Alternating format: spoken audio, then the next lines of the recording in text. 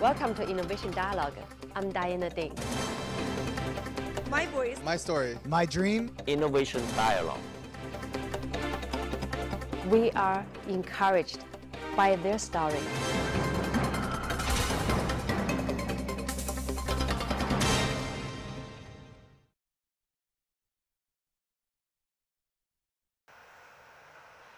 Welcome to Innovation Dialogue. I'm Diana Ding, and today we're here invited the Mayor of Cupertino, Savita Vaidyanathan, to our show and introduce this wonderful city, Cupertino.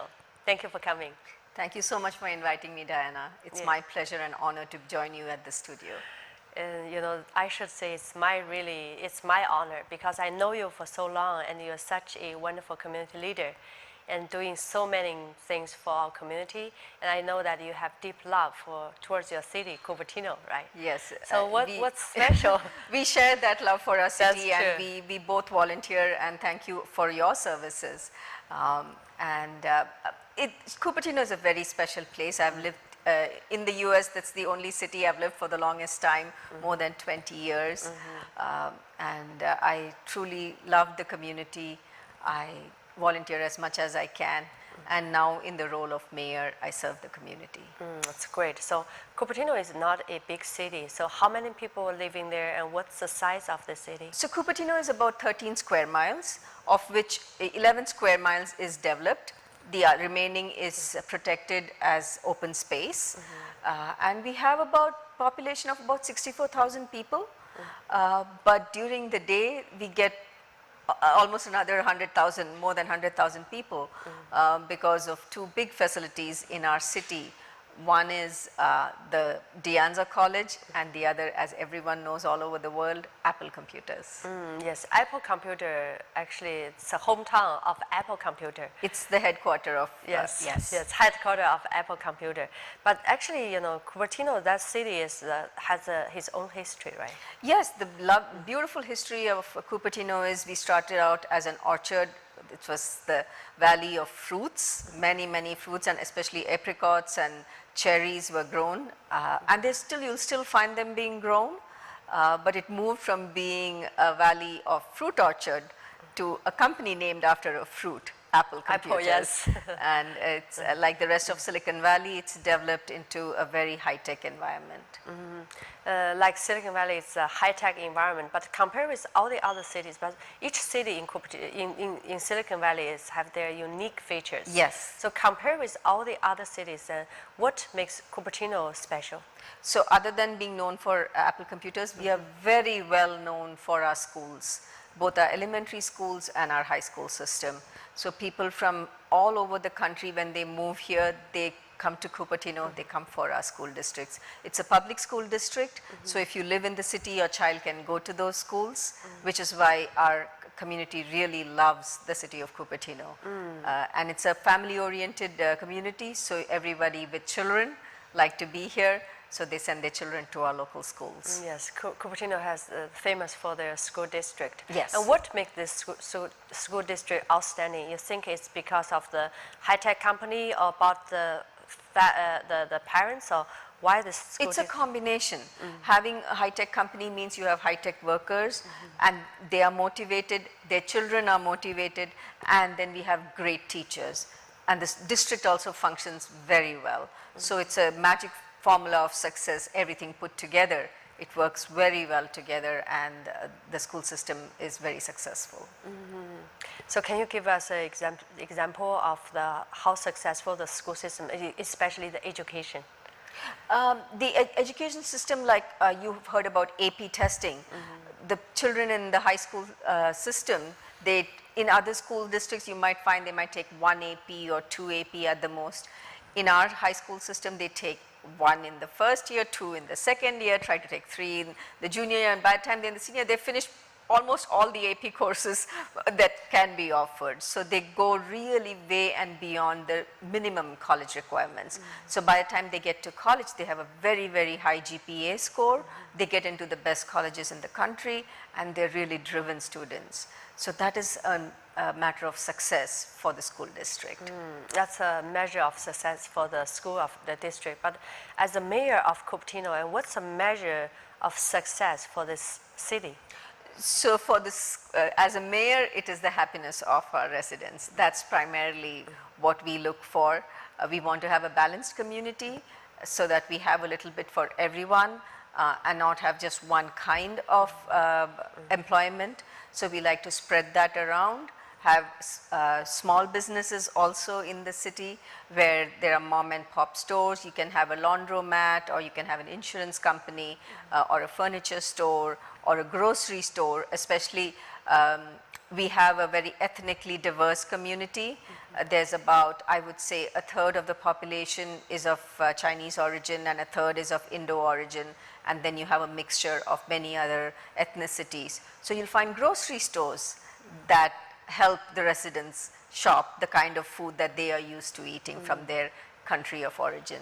So we have so many other businesses to support. Yeah, you mentioned about the diversity of the culture of the city, and many Chinese people living there, many Indian people living there. And what's the advantage, and what's the really for the diversity of so this?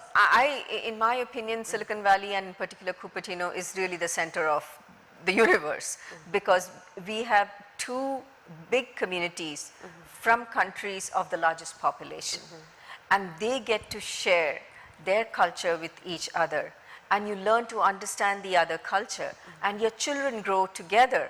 So you grow like you have children of Chinese origin learning Indian dances, and children of Indo origin learning how to speak Mandarin. Where else can you have that? So you have that global unity happening right in our community, which is very rare and very necessary in today's world. Yes, I feel that people there are more open-minded. Yes, very open. Yeah, like what you said, that Indian kids that they're learning Chinese. Yes. I know some Indian kids speak some very good Chinese. Yes. Yeah, and Chinese people learning Indian dance, and I attended many of the Dance. the dance events, and I learned the culture. So when you see the culture, and when different culture coming together in the Cupertino or in Silicon Valley, actually bring out the best. It brings out the best. Bring out of the best of the culture. And you get to share that culture. If I have an event in my house, I get to invite people from all over the world. I just have to knock on my neighbor's house on this side, and I have United Nations in my house, because you get people from every country in your community, and it's just wonderful. Actually, you are the first Indian American mayor of the city of Cupertino, and you happen to be a lady to be the. This is such a great honor. But as a you're playing this important role, and what's your goal to achieve in the next 5 years for the city? Yes, so it is definitely an honor to be the first Indo-American mayor, and as you pointed out, as a woman, it really is my honor and privilege to serve the community. One of the things that I'm really looking for is to show girls a different kind of a role model, because our girls are young, both whether it's the Chinese community or the Indo community, do not see too many women that look like them in such roles.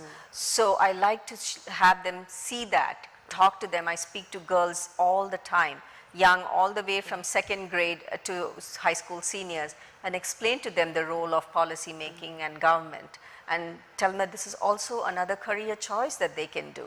They can be policy makers and be really strong at it.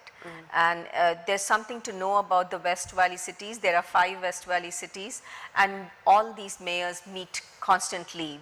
We share our issues and try to resolve it together. And 4 of the 5 cities are mayors are all women mayors. Yes, yes. And all of different ethnicities. You have Caucasian, Filipino, Chinese, and myself, Indo. So it is just beautiful to see that, all women mayors. So you want to set a good example for the young girls, and see that the women, what they can do and what they can achieve. Yes. Now, who is your role model? Oh, I have so many role models. I mean, in my country, I grew up in Indira Gandhi was first a woman prime minister, and then Margaret Thatcher, another very strong woman. I really admire Maya Angelou. So there are so many women. I mean, I lose count. There are so many women role models that I look up to, who have led the path for us. They have made it easier for us to achieve the successes that we have in today's world, because they did it at with much more cost. Yeah, you mentioned about your role model and also your background of Indian culture. And when we come to this country, and I think that that's how we represent and why we're here and who we represent, right? Correct. So regarding your background and Indian culture, and what has benefit from what you are doing right now? One thing from the Indian culture I can say for sure, we hold family and elders we respect very dearly. So having that strength of family, support of family is something that's very, very unique, and you need to really preserve that and spread that culture. And that's something I see in common with the Chinese culture, where we really treasure our family, and that having that supportive role in your life is very important. So that's something I bring with me. And the other thing, both our communities, what we treasure is education. So my parents ensured that I had a very good education growing up, and they didn't say, oh, you're a girl, you don't need to do that. They said, because you're a girl, you need to do more. Go do this. Don't be afraid. And in fact, they encouraged me. My father always encouraged me to do more. He says, anything a boy can do, you can do it better. So having that support from the family and push towards having a great education was very, very instrumental to my success. I think your parents set a very good example for you, and always encourage you to go further. Yes. Yeah, go higher. That's right. And my mother, the other thing that my mother, back when she was raising us as a family in India, she used to do a lot of local community things. She would help the local community. When I came home from school, she wouldn't let me go out and play. She would tell me, change your clothes, drink a glass of milk, and you have to teach the children of the poor people English and math. So I would have to, whatever I learned in school, I had to come home and teach other children. So she said that you have to give it forward. They cannot easily send their children to the best of schools. So you teach them, and you ensure that more children get to learn.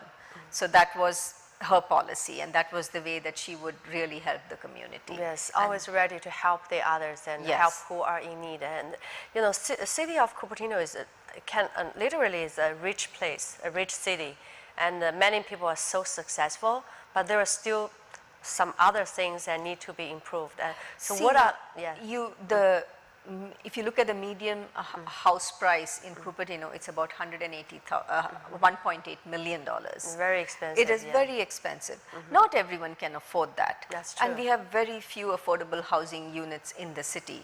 So there are a lot of people struggling to make ends meet, and they are also raising their families. So we have a lot of nonprofits in our city that support that. There are services given to young families where maybe one person lost their job or somebody had a medical problem, support them and ensure that the children definitely get their schooling, get support things like, you know, every child when they go to a new year, they want to have a new backpack, pencils, a colored chalk, all those things that they see every other child have.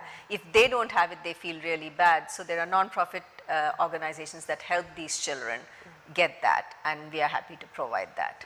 I'm sure that you are very busy every day. Every day you're running around in this city and so many things happening. But regarding all this, what is your priority for the city? So my priority, I ran on the platform of youth, environment, and seniors. So as I mentioned earlier, I'm really trying to support the youth as much as possible, girls in government and boys too, and trying to do an incubator program so that we get high school students to learn more about business, and then not only think that, oh, if I have to get into this college and that college, but think about what you can do later. If you have an idea to grow a business, give them the values and show them the ropes how to do that. That's another proposal that I have in the city of Cupertino. And then we're doing a lot for the environment. The planet is growing and it's becoming warmer. So we have to do everything we can to prevent the ozone layer from being depleted. Carbon emissions are very high, so reduce that. And in our city, we are taking some very good steps. We are encouraging businesses to be green. We ourselves are providing renewable energy to our consumers, so you can choose whether you want this energy or that energy, and if you're choosing 100% renewable source, if that is your source, you're giving back to the planet. Those are the things the city of Cupertino is encouraging. And then we're also trying to do as much as we can for our senior population, trying to build affordable housing for them and providing them with service, especially mobility service. Unlike other parts of the world, we do not have a very great public transport system. So for seniors to get from one place to another, we are trying to incorporate a mobility service. Hopefully that will happen in a short time within this year itself. I'm hoping to have that in my year. Yes, so what is the biggest challenge for the city of Cupertino? The biggest challenge, and this is where I would love to have the support of your viewers, is traffic. We have, because when you have success, you have traffic. People are going for their jobs. Popular place. Yes. People all come here. Yes. So having a solution for the traffic is really top priority. And everybody's working on it. It's a regional issue. All the cities together are trying to come up with solutions, but it's a very slow moving process. The traffic is, you know, always the problem is the opportunity. Yes. You create an opportunity for the business, right? Yes. So it's housing and transportation, two sides of the same coin. Housing and transportation.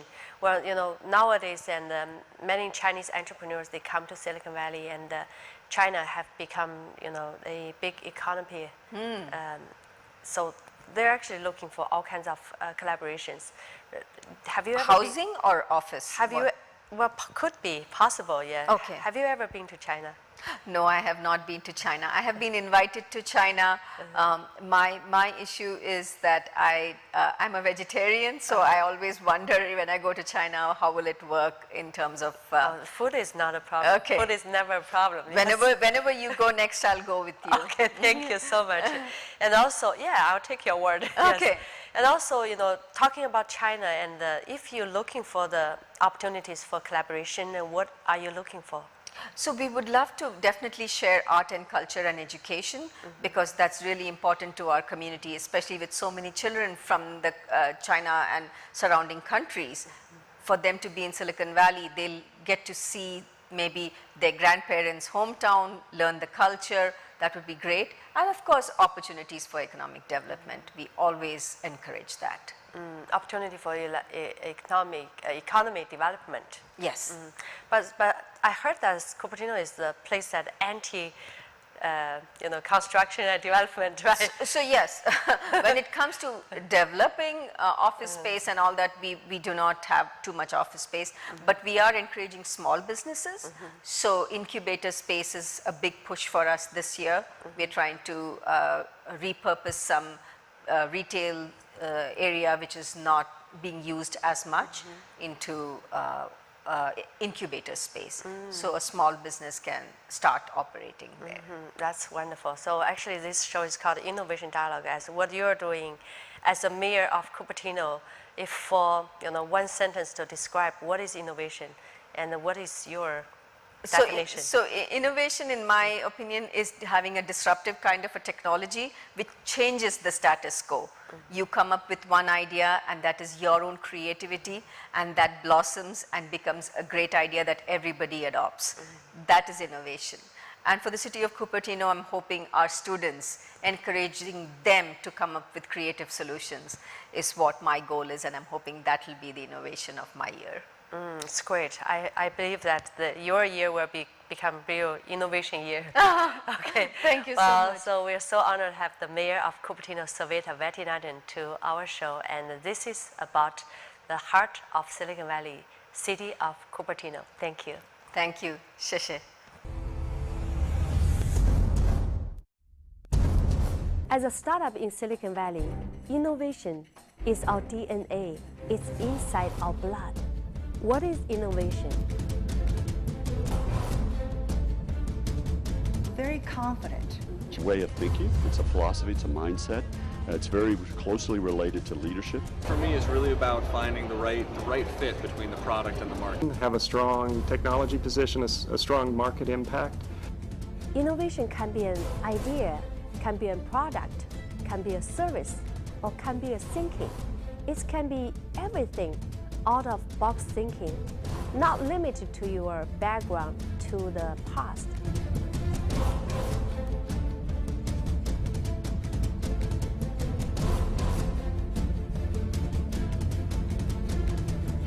Welcome to Innovation Dialogue. I'm Diana Dane, and today we are going to talk about Cloud Festival. Today we have Carrie Davis, and she's here to share her story, which is so inspiring.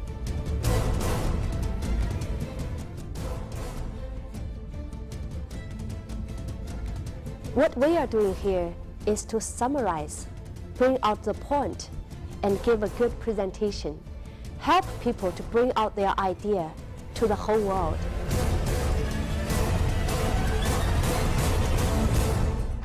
It's very important to be able to spot human talent and to be a good leader. More importantly, it's how our corporate and partners perceive the value that's come out of the event. It was all about seizing the opportunity rather than looking at the world as a set of problems.